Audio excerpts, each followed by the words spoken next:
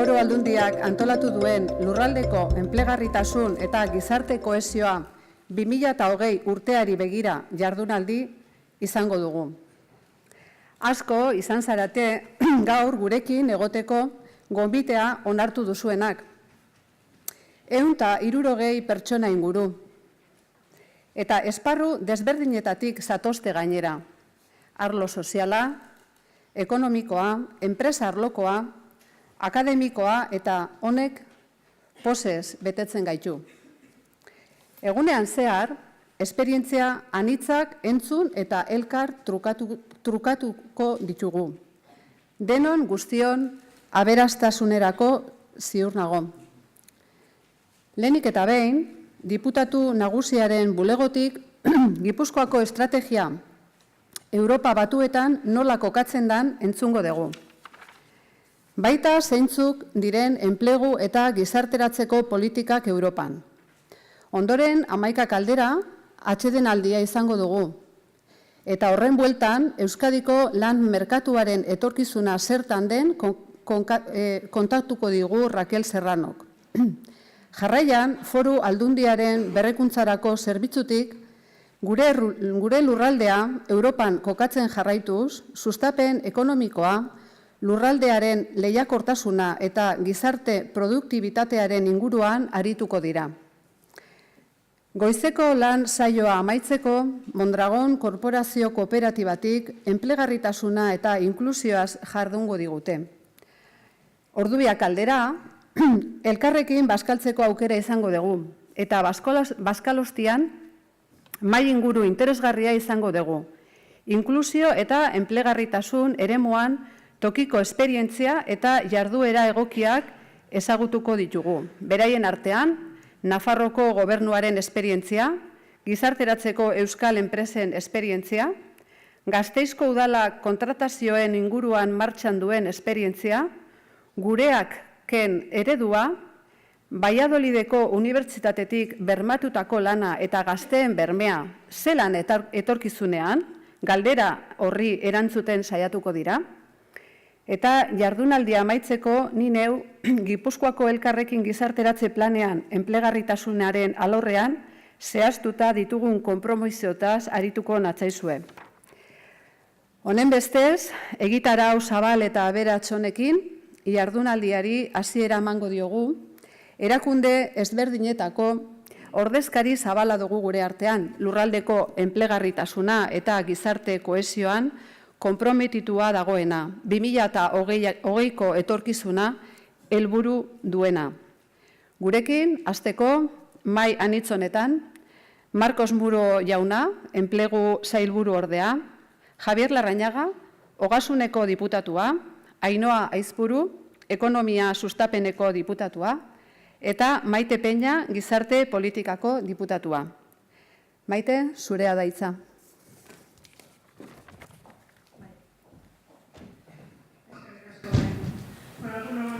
Denoi eta mi esker jardunaldi honetara etortzeagatik. Pozgarria da benetan gaur hemen hainbeste eragile ikustea sektore desberdinetakoak gainera. Oinarrizko gizarte zerbitzuak, hirugarren sektoreko erakundeak ere hemen zarete, eta baita ere tokiko garapeneko erakundeak eta gizarteratzeko enpresa.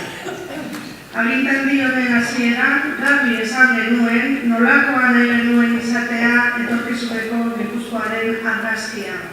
Lurralde lehiakorra, inteligentea, orekatua eta sortzailea, aberastasun sorrera iraunkorra, pertsonen ongizatea, herritarren arteko elkarbizitza eta hizkuntz eta genero berdintasuna bermatzen dituena. Laburbilduz, Gipuzkoa izatea Europan desberdintasun gutxien duen lurraldea.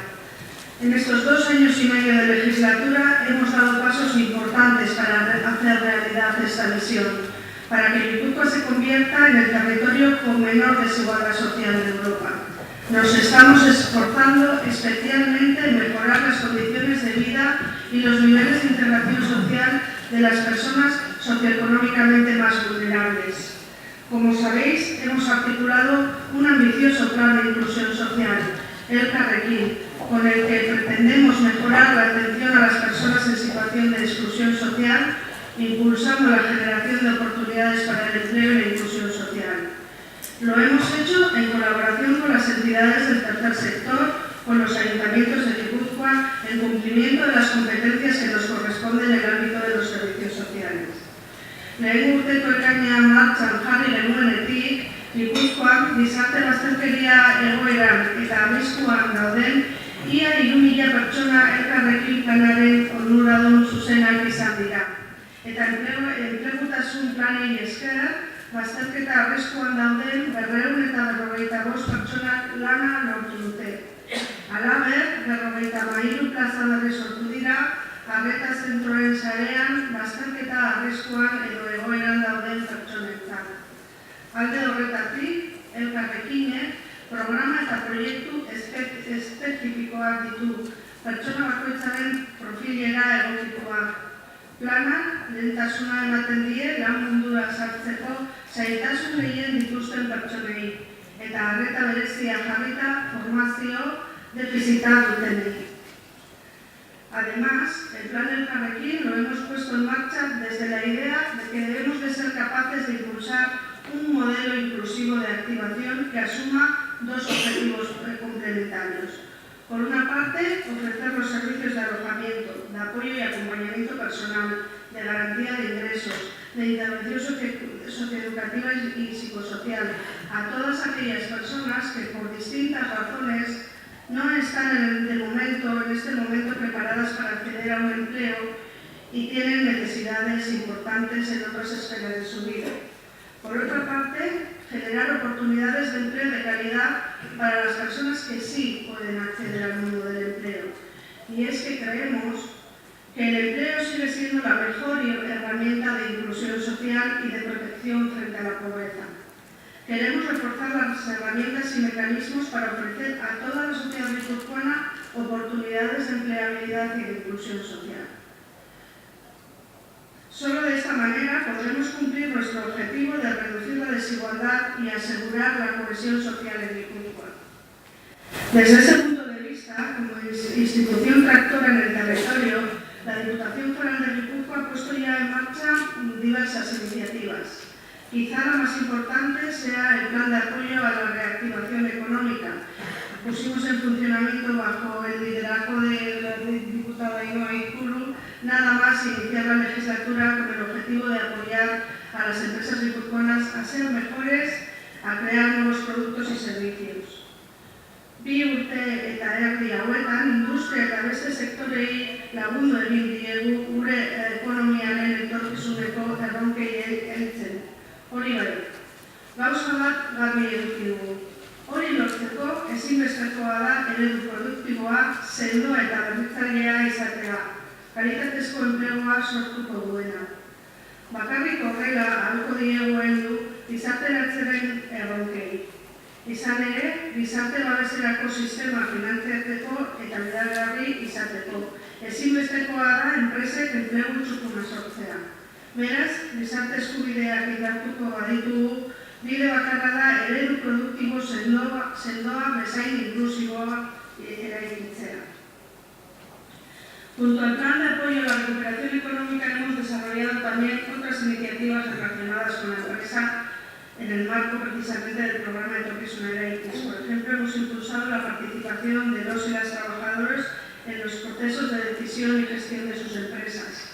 También hemos impulsado ya varias experiencias piloto en distintas empresas y organizaciones guipuzcoanas para mejorar la conciliación e igualdad de género en el seno de la empresa.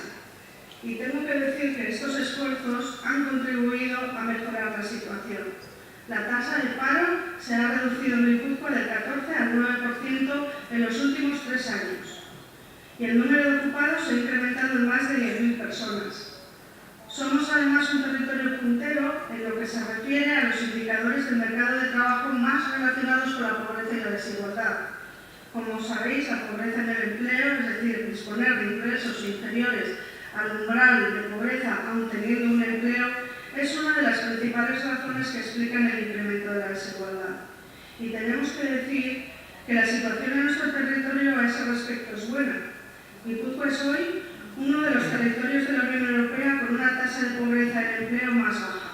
Un 5,6% de los trabajadores y trabajadoras guipuzcoanas están afectados por esta situación frente al 9,5% en la zona euro o el 13% marcado en el Estado español. Y no solo eso, Guipúzcoa es uno de los territorios de Europa donde el mercado de trabajo genera una distribución más igualitaria de los ingresos. Si solo se tienen en cuenta los ingresos por pensiones y por salarios, la tasa de pobreza en Guipúzcoa es del 18% frente al 25% en los otros dos territorios de la CAC o la Unión Europea y el 29,5% del Estado español. Pero aún tenemos retos importantes por delante. Además de generar un modelo productivo sólido, debemos ser capaces de crear más y mejor empleo y, sobre todo, de generar oportunidades de activación para aquellas personas que están más alejadas del mercado laboral. No debemos olvidar que nuestras tasas de actividad y ocupación son aún bajas en el contexto europeo y, sobre todo, que en torno a la mitad de las 30.000 personas desempleadas en Guipúzcoa son paradas de larga duración, que la tasa de paro entre las personas jóvenes es desproporcionadamente alta o que existe una brecha salarial que castiga injustamente a las mujeres. Gipuzkoako Foru Aldundiak erronka hauei lankidetza eta sareko lanen bidez heldu nahi die. Lehenik eta behin lankidetzan arituta aldundiaren beraren baitan. Izan ere, gizarte kohesioaren alde aritzea ez da desberdintasunaren aurka aritzea. Ez da aldundiko departamentu jakin baten eskumena baizik eta aldundiko arlo guztiak dira partaide helburu hori lortzeko. En este sentido, la presencia tanto de la diputada de Promoción Económica como el diputado de Hacienda en esta jornada es prueba del compromiso de todos los departamentos de la Diputación con esa estrategia. Queremos desarrollar este trabajo también en colaboración con el Gobierno vasco y muy especialmente con el Departamento de Empleo y Políticas Sociales representado aquí por el viceconsejero Carlos Marcos Mundo. En ese aspecto, todo nuestro trabajo quiere estar alineado con el Plan Vasco de Inclusión Social y con el Plan Estratégico de Empleo que impulsa este departamento. Y, lógicamente, nuestro trabajo debe realizarse en estrecha colaboración con el tercer sector, con las empresas, los sindicatos, los ayuntamientos de Guipúzcoa y con las agencias comarcales de desarrollo. Solo desde lo local seremos capaces de articular políticas de activación e inclusión verdaderamente eficaces. En esta jornada vamos a reflexionar sobre las fórmulas y los mecanismos que tenemos a nuestra disposición para cumplir con estos objetivos. Pero para que dicha estrategia sea eficaz, es fundamental que la empleabilidad de las personas en riesgo y situación de exclusión social en Guipúzcoa sea abordada desde una perspectiva común, con una mirada inclusiva y de manera coordinada. Hasieran nioen bezala, aldundiaren helburuetako bat da Gipuzkoa desberdintasun gutxiagoko lurralderi urtzea. Eta konbentzituta gaude hori lortzeko gizarte osoaren implikazioa da dugula. Hau da, erakundeak, hirugarren sektorea, gizarte zibila antolatua eta bereziki ekonomia egunaren implikazioa. Para conseguirlo tenemos que transitar de una sociedad donde la inclusión social sea el reto de toda la sociedad, porque necesitamos del compromiso y aportación de toda la sociedad para conseguir una Gipuzkoa inclusiva. Beraz, Gipuzkoako gizartearen parte hartzea ezinbestekoa da bazterkerian eta bazterkera arriskuan dauden pertsonak lan mundura ekarri ditzagun. Nire partetik hausen esateko nekana eta orain pasako dio sailburuordeari Marcos Mundori. Unon guztioi, eta eskerrik asko zuekin izatera murgialtu izanagatik. En el Gobierno vasco miramos ese horizonte de futuro con el empleo y la cohesión social como pilares básicos sobre los que sostener nuestro país. Un futuro labrado sobre los principios de competitividad, solidaridad, cohesión, colaboración, responsabilidad y bienestar. En el departamento que hoy represento, el de Empleo y Políticas Sociales, tiene muchas metas de cara al 2020, que es cuando está fijado que concluya la actual legislatura. Y en ese sentido somos ambiciosos. En el terreno del empleo, que es el que me compete, los programas y actuaciones están prioritariamente dirigidos a reducir la tasa de paro por debajo del 10%. Actualmente, el paro registrado en Euskadi está en torno al 12,3% frente al 13,6% que teníamos hace un año. Tarea que en este caso ha de contar con el compromiso de otras instituciones, con el mundo empresarial, con las organizaciones sociales y con la sociedad en general.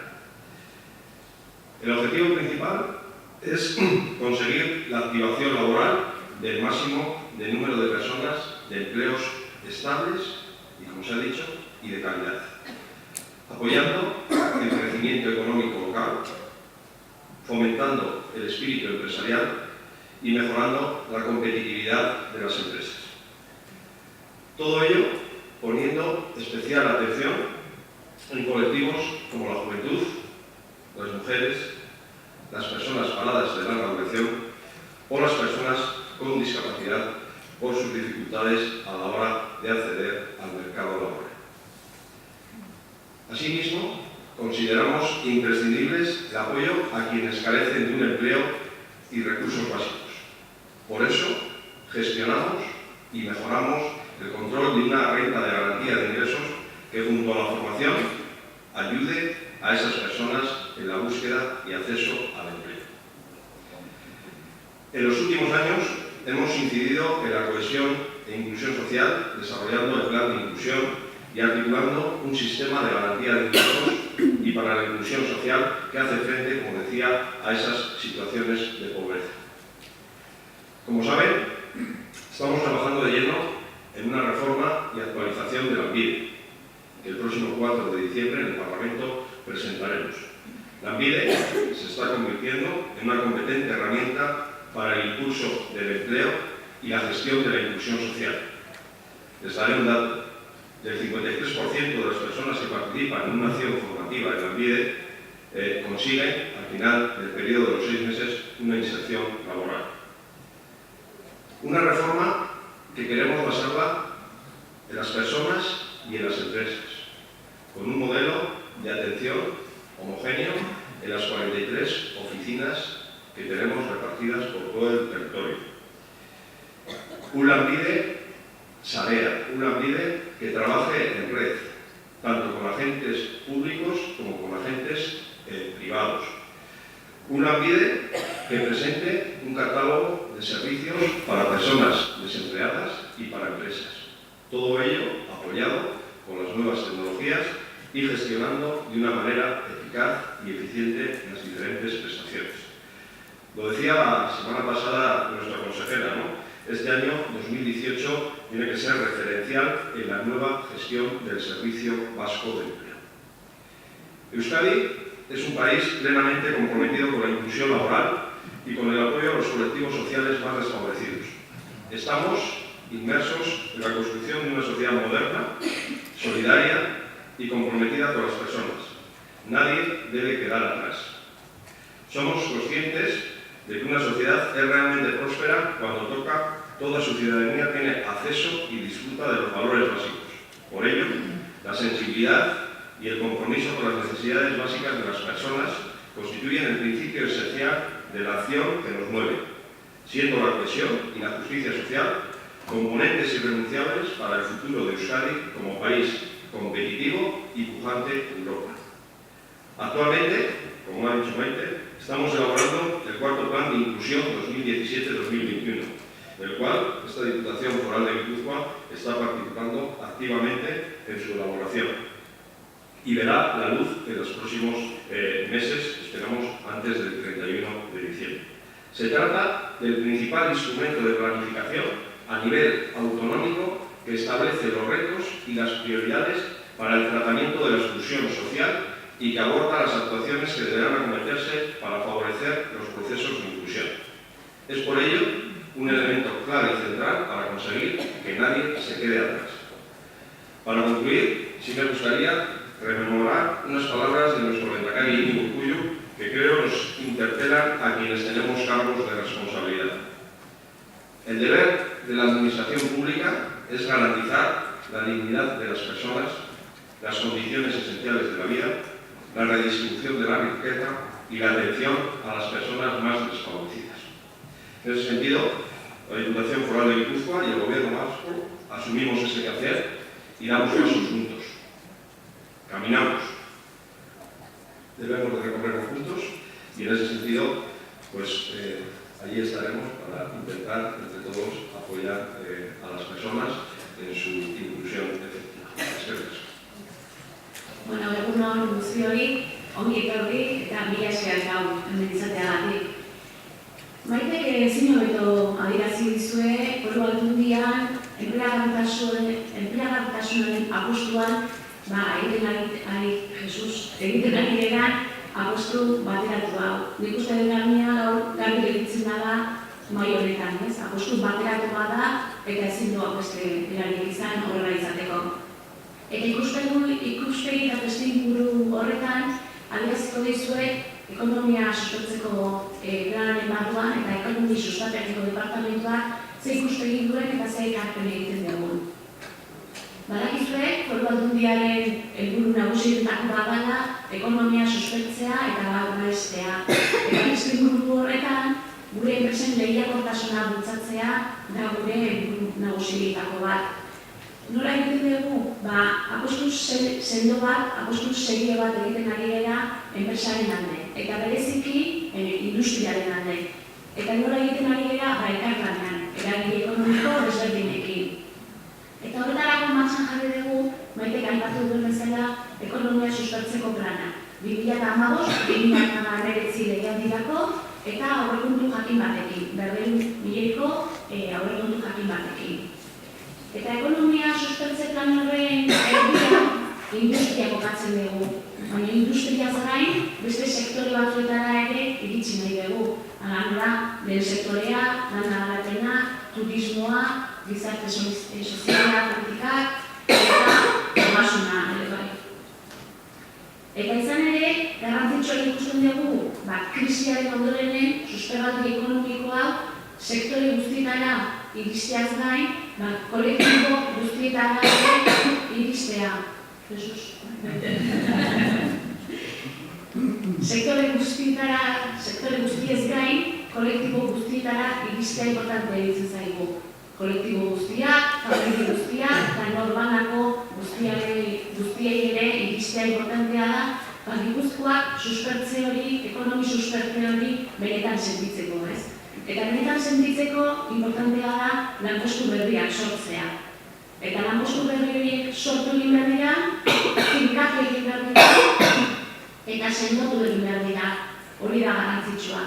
Eta hori nola egin behar dugun, gure estrategia da enpresen lehiakortasun hori bultzatzea.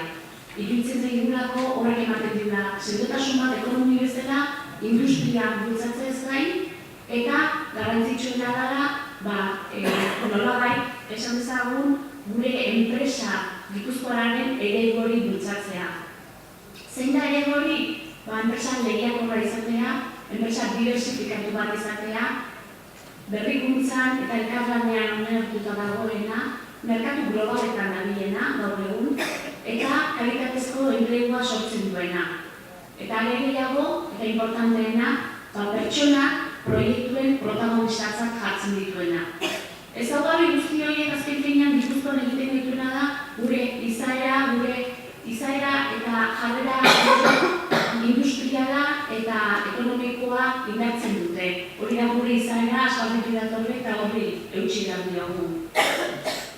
Eta nik uste Gipuzkoan baduguna tradizio bat, ez? Badugu kultura bat, pertsonak azken finean, enpresaren erdian, lanpostuaren garrantzia eman, eta pertsonen parte hartzea, pertsonen konpromisoa eta pertsonen kreatibidade hori sustatzeko, ez? Badago tradizio bat, eutsi egin behar diogu tradizio horri, eta zer lortzen dugu hori bultzatuz, enpresak hobeak izatea, aberatsagoak kontzeptu guztietan, justuagoak izatea, lehiakorragoak eta batez ere lurraldean errotuak egotea. Hori guretzako oso garrantzitsua, errotasun hori lortzea. Baina azken aldientan gure enpresak kezka nagusi bat dute, ez? Eta kezka hori da ezagutza espezializatu bat, geroz eta jakintza gune konkretuagoa daude, nik uste dut, hor profesionalak behar ditugula, esperientzidunak batez ere, ez? Eta zaitasunak izaten ari dira, horrelako perfilak lortzeko. Eta momentu horretan, Gipuzkoan, gure enpresak, gure industriak horrelako perfilak behar dituzte, eta daukagun talentu eta perfil guztiak behar ditu. Nik uste Gipuzkoako ekonomia gure motorra izaten jarraitzeko, eta batez ere gure industriak matxak jarraitzeko talentu guztiak behar dira. Eta puntu horretan azpimarra jarriko nuke, lan munduan txertatzeko zaitasunak dituzten kolektibo horien talentua, kolektibo horien kreatibidadeare behar-beharrezkoa dugula eta beraien papel garrantzitsu hori hortan apostu bat egin behar dugula, ez? Gure gizartea eta gure ekonomia abiadura mundu batean joa, eraldatzen ari da, eta hor guk ere badugu papel garrantzitsu bat. Erakunde bezala, nik uste dut kolektibo horiek, tresna bat, formakuntza bat eman behar zaiela, benetan prestatuta egoteko, abiadura horretan sortatzen diren aldaketa guztiei egokitzeko. Eta Maitek adibidea jarri dut, eta aipatu du garapen agentzikin egiten ari geran lanean, ez?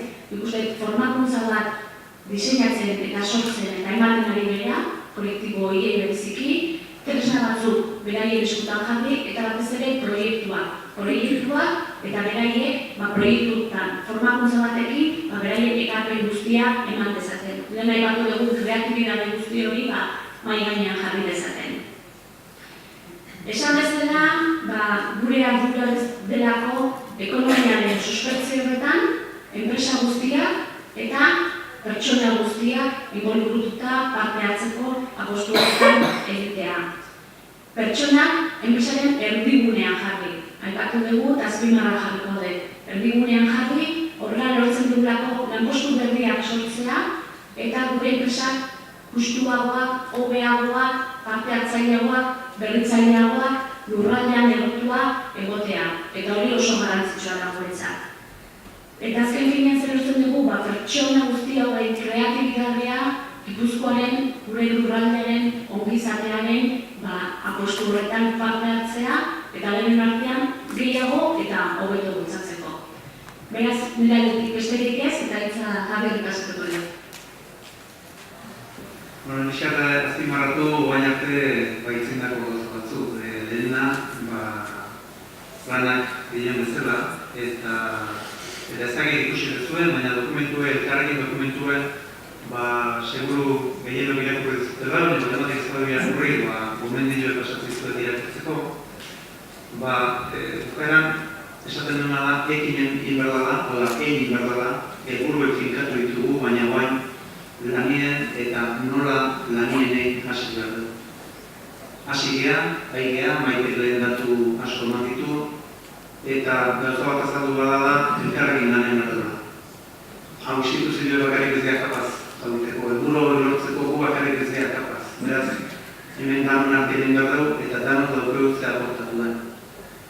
Danok daukegu zea aportatu den, eta gainean esango nuke erantzunkidetasun bat ere bat duzula. Gizarte hori bat egin nahi bat dugu, danok daukegu erantzunkidetasun edo korresponsabilidade bat. Beraz, desde luego, gure aldetik, mahai honetan gauden instituzioek, departamentuek, gure konpromisue hor dago, horra irean, baina dudai gabe zuen laguntza behar dugu eta gizarteko agente instituzio eragile danon laguntza behar dugu, hau aurrea zehatzeko. Danon artien lortuko dugu gizarte hobe bat egitea. Esaten nun, ezagir leku dezuten dokumentuek, baina atzo pasatzen hasi nintzen, aurrekoen bere garaien Maite pasatzen nintzen nun, baina hasieran da bukaeran, sarrera da bukaera bat dago. Xaberletek poema bat zauten, izarren gauza, 34. urtien egintzuna, irutitzen ditu, eta behar kantatu izan du doinu batekin. Gero Mikel Lagoak, 35. doinu bat asmatuzun, eta doinu horrek zeletra jarri itxura denez bueltak egin izan, eta Xaberleten poema hau bilatu zuen. Gero, ondoren egin guk, izarren gauza ezagutu dugu gehiago, ni atrebitzen ez esatea Mikel Lagoan hauetan. Bueno, musika jarriko ditugu, beste batzu letra jarriko dute. Letra bearen musika ezberdinekin izan daiteke, kasu honetan dion bezala. Gero bezakit, providentziz, ze gauzataz, poema horrek esaten du, ez daukanak ongi baitaki, eukitzea zein denuna, igual destinatu hangoinen, eta korresponsalia da bitartez, desde luego gu sortu ginen, enbordeetik sortuko dira bestiek.